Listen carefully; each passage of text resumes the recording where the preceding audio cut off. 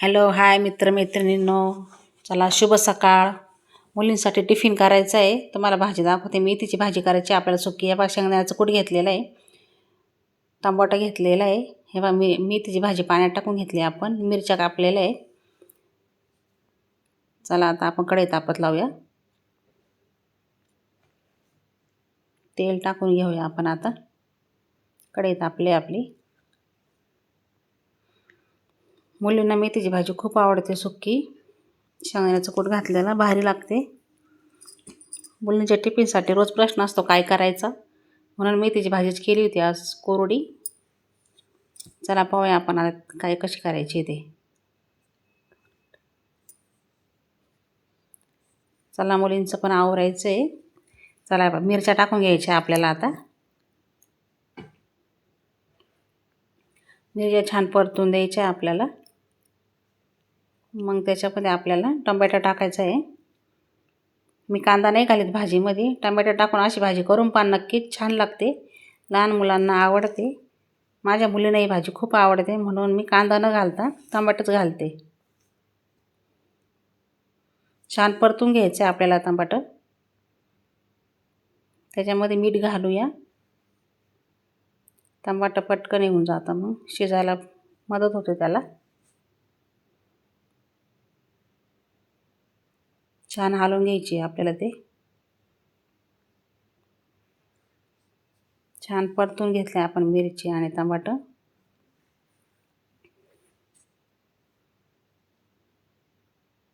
टमाट्यामुळे भाजीला वेगळीच चव येते. एकदा तुम्ही नक्कीच करून पहा, अशी भाजी ट्राय करून पहा कशी वाटते ते. हे बघा टमाटर पण शिजलेले आपले. तसेच नाही राहून द्यायचे आपल्याला. शिजले का छान लागतं ते.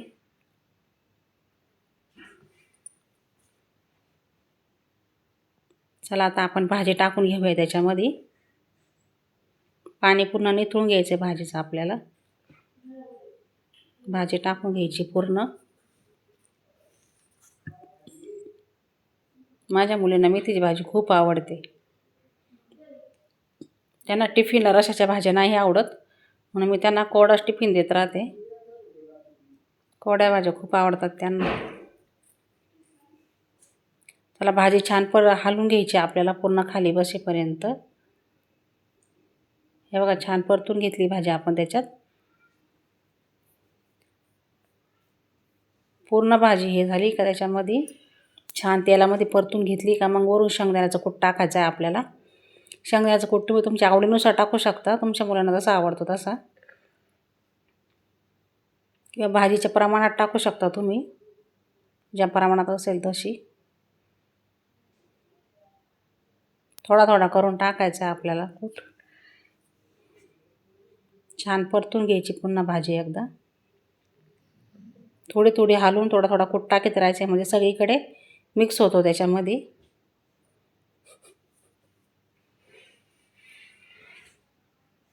तुम्हाला आवडत असेल तर त्याप्रमाणे टाका तुम्ही शेंगदाण्याचं कूट. माझ्या मुलींना आवडतं म्हणून मी थोडा जास्त टाकते.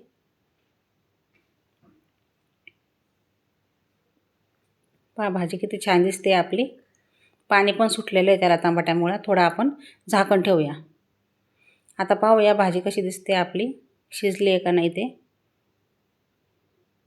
छान हलवून घ्यायची पुन्हा एकदा. शेंगदाणे पण छान शिजले जातात त्याच्यामध्ये. मग पाहू शकता भाजी किती छान दिसते आपली. हिरवी हिरवी गार आहे, ताजी ताजी भाजी मस्त. त्या पाण्यामध्येच भाजी शिजून द्यायची आपल्याला, वरून पाणी टाकायची काहीच गरज नाही आहे.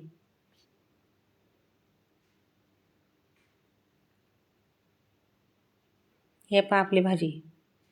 पाणी आटत आलेलं आहे त्याचं आता. थोडी राहिली फक्त भाजी आता शिजायची. ते बघा भाजी पूर्ण कोरडी झाली आपली. पाहू शकता तुम्ही किती छान दिसते भाजी आपली.